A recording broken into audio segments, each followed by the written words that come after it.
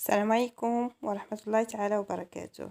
مرحبا بكم في فيديو جديد من فيديوهات تعليم بساطة الخياطة. اليوم ان شاء الله غادي نفصلوا بوني لفصل الشتاء كيصلح للكبار والصغار. دونك غادي نحتاجو طرف ديال الثوب اللي غيكون القياس ديالو هو القياس ديال من غادي ناخدو كيف ما كتشوفوا الصورة من الجبهة الى الخلف الراس. القياس اللي غادي نلقاوه هو اللي غادي ناخدوه في الثوب من جنابه بربعة. في الطرف ديال الثوب غيكون عندي مربع، يعني الجوانب بربعة عندهم نفس القياس. وغادي نحتاجو طرف اخر اللي غادي نديروه باندا لتحت، فغادي يكون العرض ديالو 12 سنتيم حيت غادي تتنا على جوج. وبالنسبه للطول ديالو فغادي ناخدو الطول اولا الدوره ديال الراس كيف ما كتشوفوا في الصوره. دونك الدوره ديال الراس هي اللي كناخذ، كنزيد واحد سنتيم بطبيعه الحال ديال الخياطه. اذا غناخذ الطرف الاول وغادي نحاول ندوز فيه الخياطه، يعني على الجوانب بربعه، يعني سواء بالماكينه اولا غير بالبرا والخيط. انا غنستعمل البرا والخيط، اللي تستعمل الماكينه فغدير الغرزه كبيره، حيت هذا الخيط هذا غادي نجروه باش دير لينا هذيك الكشكشه ويتجمع لينا على شكل بوني. دونك انا غادي نخدم غير بلا الخيط باش حتى اللي ما عندهاش الماكينه تقدر تصايب هذا البوني هذا. كتجي بوني رائعه زوينه. انا خديت القياسات ديال الطفله اللي عندها عامين ونص، دونك جاتني 36، حتى جيت 36 في العرض والطول بطبيعه الحال، قلنا مربع.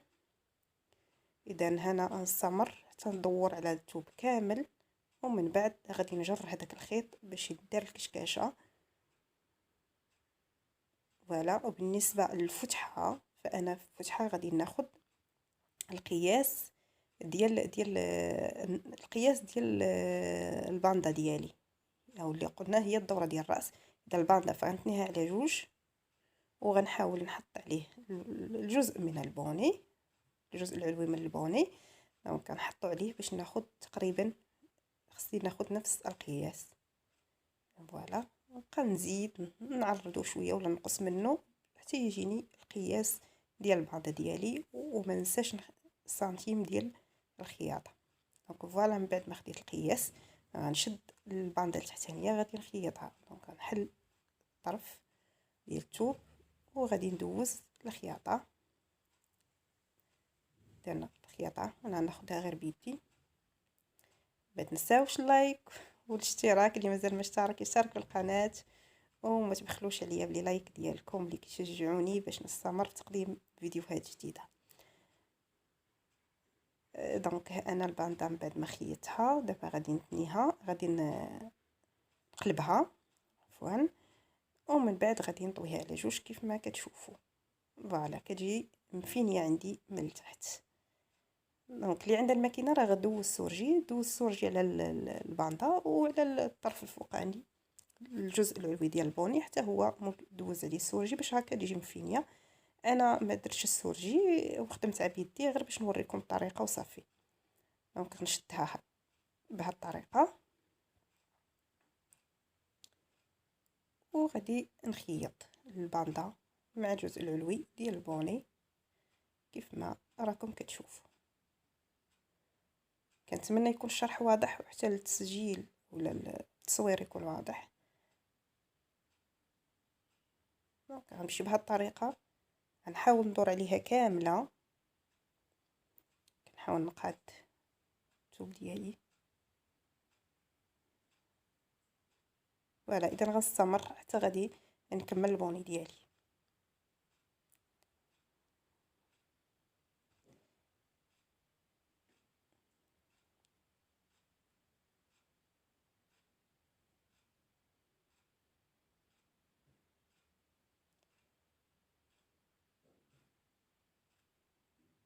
ومره اخرى غادي نذكركم اللي مازال ما دارش لايك يهبط لتحت لتحت ويدير لايك، واللي مازال ما اشترك يشترك في القناه.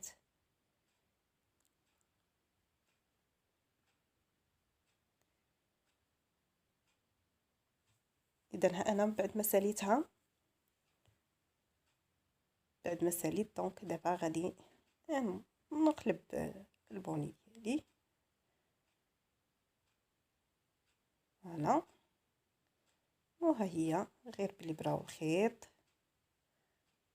كنحاول نقادها باش تبان لكم كي غتكون. فوالا تجي دايره من الفوق، تجي دائريه، والباندا من التحت. ودابا مبغيتش نخليها هكا، بغيت نزينها بشي حاجه باش تبان انيقه اكثر. دونك غنخلي عندي، غناخذ واحد الطريف صغير ديال الثوب اللي غندير به واحد الفراشه. ما خديتش القياس ديالو، دونك عينك ميزان. اللي مازال ما كتعرف تصيب وريده اولا الفراشه عفوا. دونك الطرف ديال الثوب كندور عليه بالخيط وكنخلي واحد الفتيحه. منين غادي نقلبو كيف ما كتشوفوا، انا دورت عليه الخياطه ومن بعد قلبتهم واحد الفتيحه.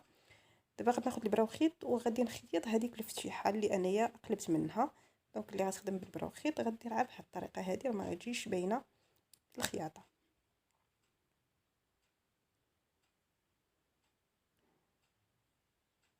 دونك فوالا، من بعد ما قلبتها وخيطت دابا غادي نبدا ندير التنيات. غادي نتنيها بهذا الشكل هذا اللي نتوما كتشوفوه. فوالا باش تعطيني الوريده الفراشه عفوا، عرفت بالي مع هاد الوريده. وغادي دابا نخيطها.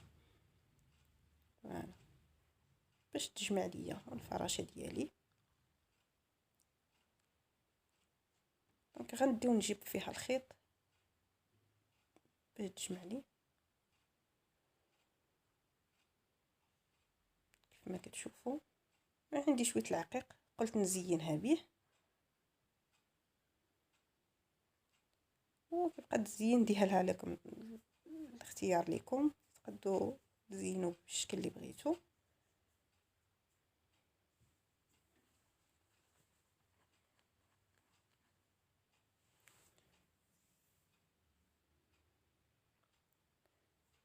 فوالا من بعد ما ركبت ليها العقيق دابا غادي نركبها في الباندا ديال البوني ديالي كيف ما كتشوفوا. دائما باستعمال البرا والخيط.